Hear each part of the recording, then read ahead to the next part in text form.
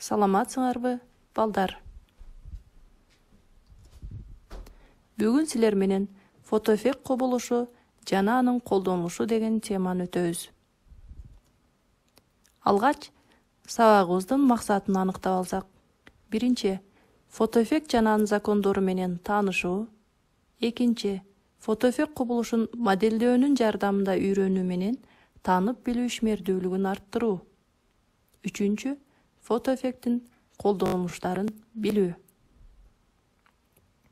Фотоэффект кубулушун немец физиги Герц 1887 жылы ачып, анын ишин орус окумуштуусу Столетов уланткан.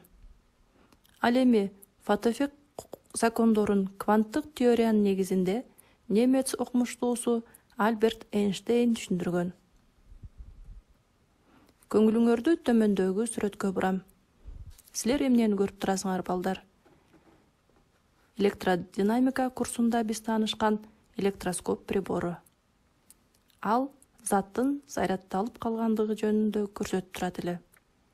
Электроскоптун жогору жагына цинк пластинкасын жайгаштырабыз да, аны жарык нуру менен нурдантабыз.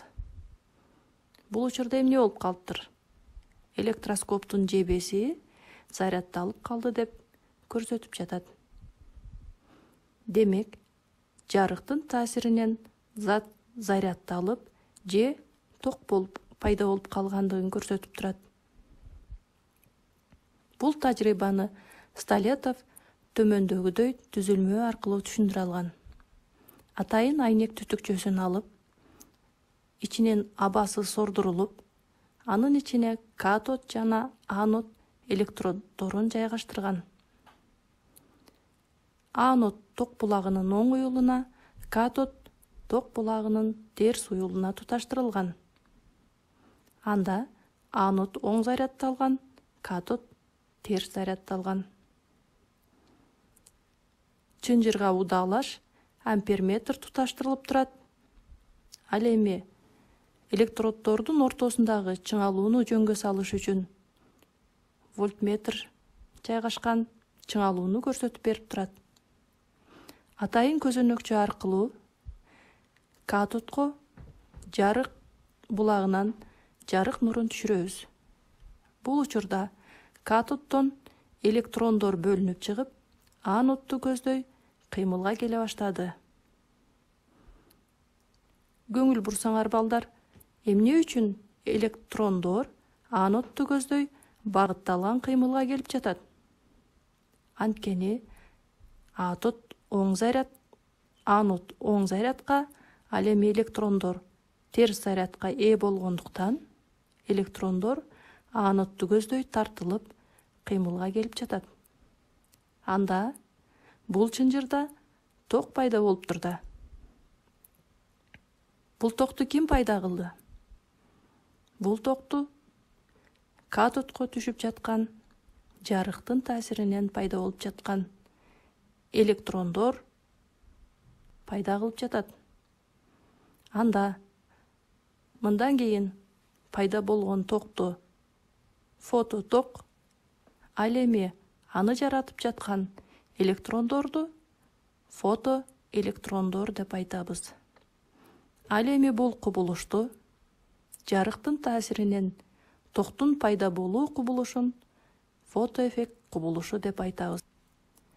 Столетовдун эксперименталдык түзүлмөсүндөгү процесстерди түшүндүрүү максатында модельдөөнү карап көрөлү. Төмөндөгү моделде Столетовдун түзүлмөсү берилген. Айнек түтүкчөсүнүн ичинде катод жана анод жайгаштырылган.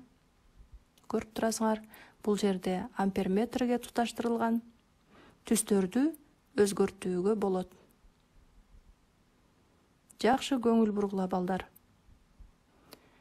Байкасаңар, катоддон бөлүнүп чыккан электрондор кээ бир учурда көп, кээ бир учурда аз өтүп жаткандыгын байкап атасыңарбы? Курсор аркылуу түстөрдү дагы алмаштырууга болот. Бул учурда эмнени байкап жатасыңар? жарык нуру менен катодду нурданткан учурда электрондор кээ бир учурда чоң ылдамдыкка, ал эми кээ бир учурда жай ылдамдыкка келип калгандыгын байкап жатасыңарбы? Дагы бир учурду байкагыла. Толкун узундуктарын мен алмаштырып жатам.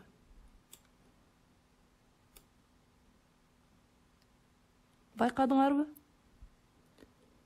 Бул учурда токтун күчүн бул жерде амперметр көргөзүп турат, а бул жерде графиги дагы көргөзүп турат. Эгерде чыңалууну төмөндөтө турган болсок,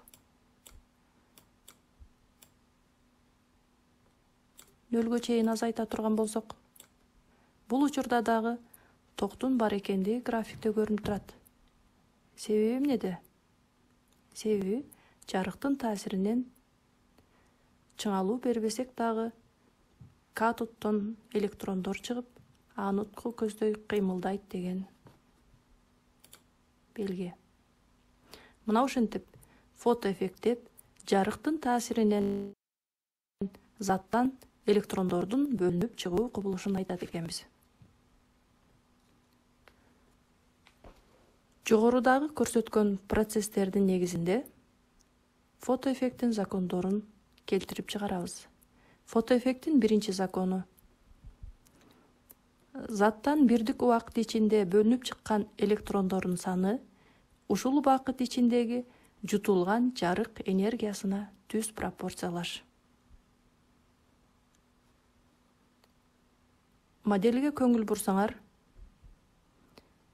бул жерде электрондордун саны кээ бир учурда көп, кээ бир учурда аз болуп калып жаткандыгын көрдүк. Андан эмнени айтабыз? Бөлүнүп чыккан электрондордун саны түшүп жаткан жарыктын интенсивдүүлүгүнөн көз каранды. Канчалык көп интенсивдүүлүктөгү жарык катодго түшүп жатса, катоддон ошончолук көп электрондор бөлүнүп чыгат экен.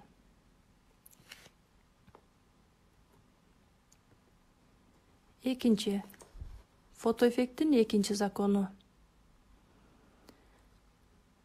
Курсорду байкасаңар, түс азыр кызгылт көк түстө, толкун узундугу 390 нанометр барабар болгон түстө турат.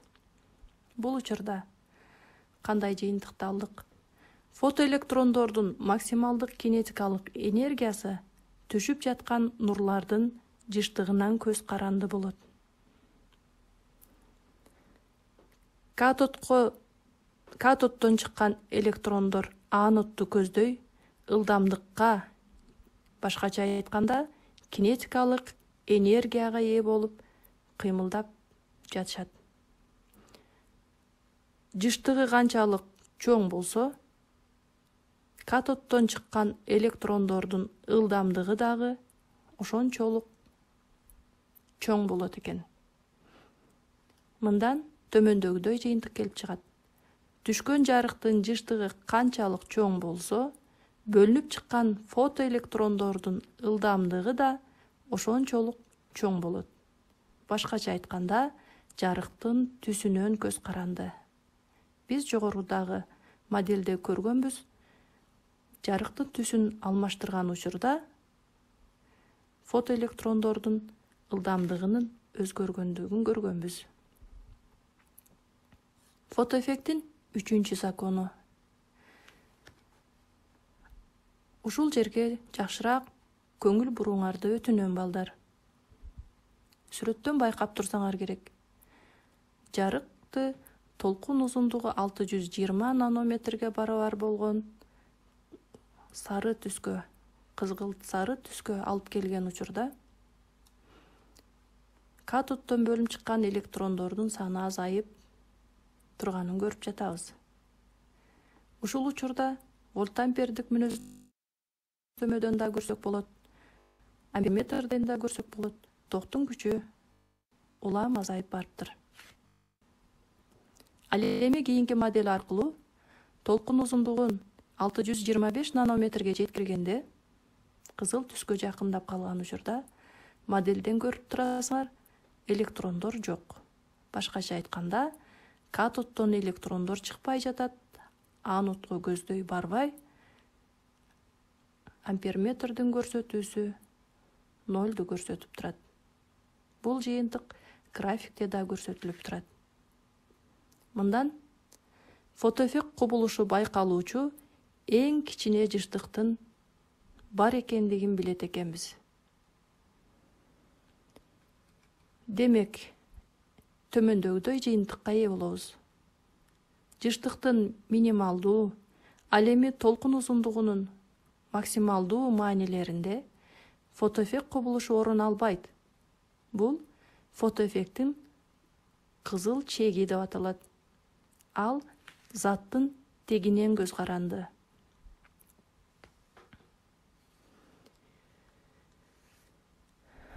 Мына ошентип жогорудагы тажрыйбалардын негизинде жана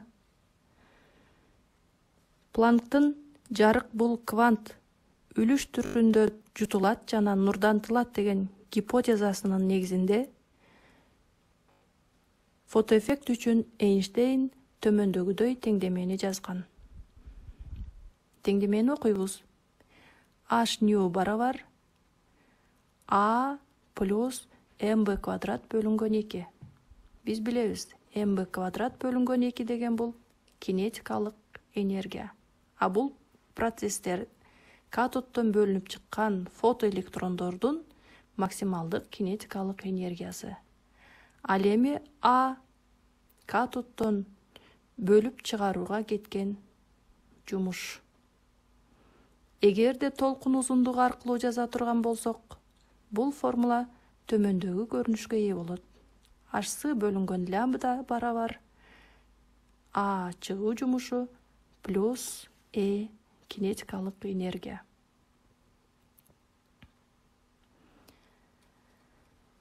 Эгерде фотоэффект үчүн Эйнштейндин теңдемесиндеги кинетикалык энергия 0 барабар болсо, башкача айтканда, фотоэлектрондор кинетикалык энергияга ээ болбосо, анда Эйнштейндин теңдемеси төмөндөгүчө жазылат.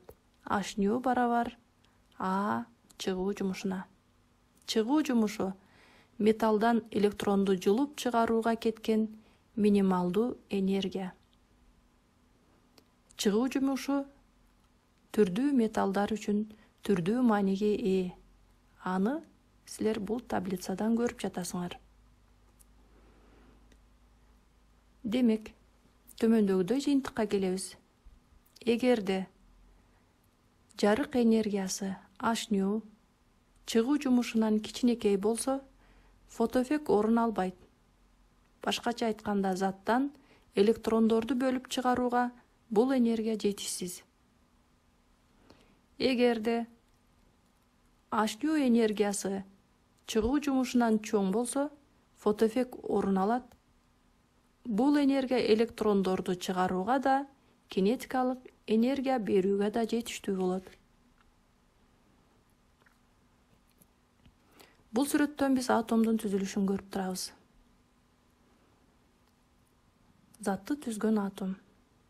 Затка жарык нуру келип түшкөн болсо, мына фотон. Ал энергиянын бир бөлүгү заттан электрондорду жулуп чыгаруу үчүн сарпталат. Фотоэффекттин колдонулушу. Фотоэффекттин 3 түрү бар: сырткы, ички жана вентилдик. Фотоэффект кубулушуна негизделип жасалган фотоэлементтер, фоторезисторлор, кинодо, үн жазууда, сезгич датчиктерде, күн батареяларында, электр тогун алууда, жылытуу системасында, электромобилдерди жасоодо, медицинада, космосто жана башка техниканын бардык тармактарында кеңири колдонулуп, өтө чоң практикалык мааниге ээ. Силер бул сүрөттө айрым гана колдонуштарын көрүп турасыңар. Балдар, ушуну менен биз бүгүнкү темабызды жыйынтыктайбыз. Төмөндөгү бышыктоо үчүн суроолорго көңүл бурсаңар. Билимди бышыктоо үчүн суроолор. Фотоэффект кубулушу деп кандай кубулушту айтабыз? Фотоэффекттин кызыл чеги деген эмне? Эйнштейндин теңдемеси кандай мааниге ээ? Чыгуу жумушуна мүнөздөмө бергилечи. Фотоэффекттин үй турмушунда колдонулушун билесиңерби? Жоопту электрондук адрестен күтөм. Ушуну менен сабагыбыз аягына чыкты. Көңүл бурганыңыздар үчүн рахмат. Көрүшкөнчө.